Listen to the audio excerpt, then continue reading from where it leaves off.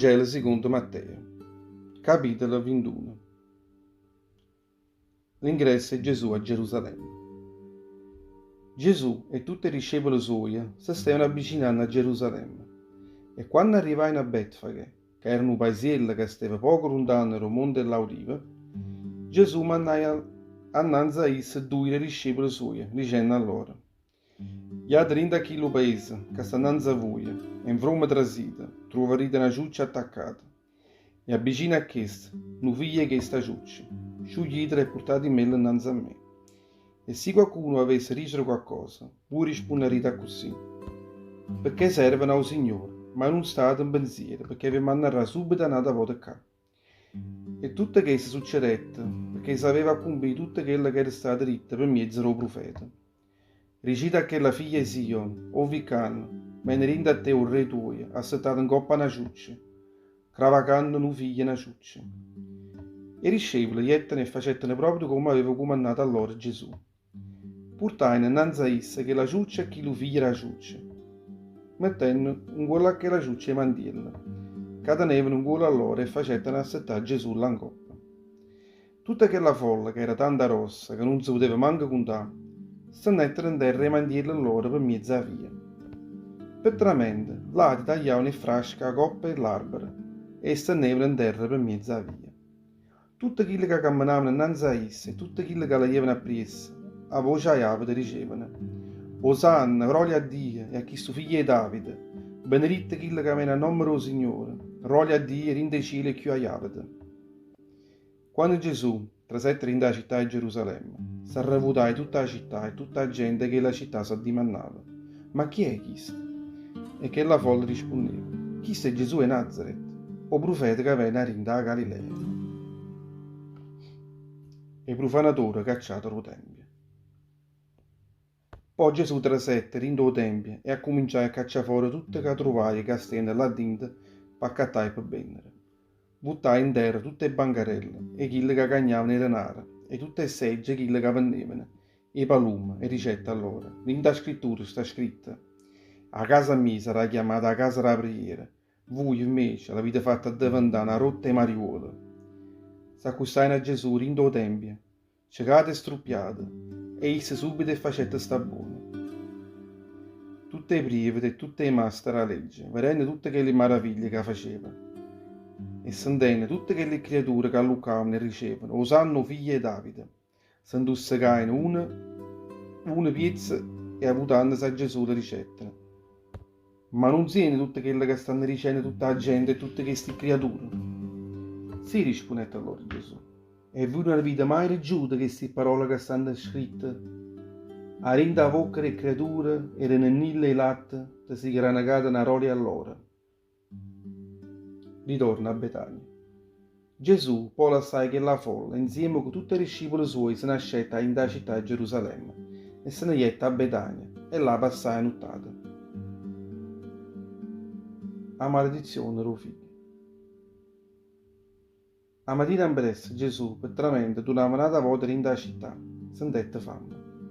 Vedette un pere figlio che stava proprio in coppa a via, s'accostai a quella chianda, ma in coppa a quella chianda non trovai altre foglie e ricette. Mai più spuntasse un frutto in coppa a te, e subito che lo pere figlio si seccaia. Prende questa cosa, tutti i discepoli suoi rumanettano sconcertate e le ricettano: come è successo che questo pere figlio si è seccato all'intrasatta? Gesù rispondette a loro dicendo: io vi posso assicurare che se voi tenerete una fede assai rossa e non vi metterete a trammiare in cuore vostro, non solo potrete fare pure voi quello che è successo a questo figlio, ma pure potrete dicere a questa montagna: lievita là e buttati a mare. E potete stare sicuri che questo succederà veramente. E tutto quello che dimanarrete con fede, rinda preghiera, lo otterrete sicuramente. L'autorità è Gesù. Gesù trasette in tuo tempio, interamente lezionava la gente, s'accostava a esse i capi dei privati e i capi del popolo e le ricettano. Tu, con quale potere stai facendo tutte queste cose? E chi darà di questo potere? E Gesù rispondette a loro dicendo: voglio fare pure una domanda. E se voi mi sapete rispondere, pure io vi dico con quale potere sto facendo tutte queste. O battesimo è Giovanni, a dove veniva? Veniva a cielo o veniva all'uomo? Chi si mettettero a chiacchierare l'uno con l'altro e si dicevano: se noi diciamo che veniva a cielo, chi se ne risponderà dicendo: e voi perché non l'avete creduto? Se invece diciamo che veniva all'uomo, la gente ci piglierà a predate, perché tutti quanti hanno sempre pensato che Giovanni fosse un profeta. Roppa che avevano chiacchierato a lungo, l'uno con l'altro, ricettano a Gesù. Noi non lo sappiamo. E beh, quando è così, rispondette allora Gesù, manchi vi dico quale potere faccia tutte queste cose. Parabola dei due figli. Poi Gesù ricetta a loro: volesse che il nostro padre fosse un coppa stufato. Non mi teneva due figli. Chiamai io prima e le ricette: figlio mio, va oggi a faticare in da vignale mia. Chi si subito rispondette dicendo: Signor sì, ma poi non c'è niente. Chiamai il secondo e le ricette la stessa cosa, ma chi le rispondette: oggi non tengo proprio da capo in giro. Ma poi ci pensai in coppa e gli a faticare in due vignale rubato.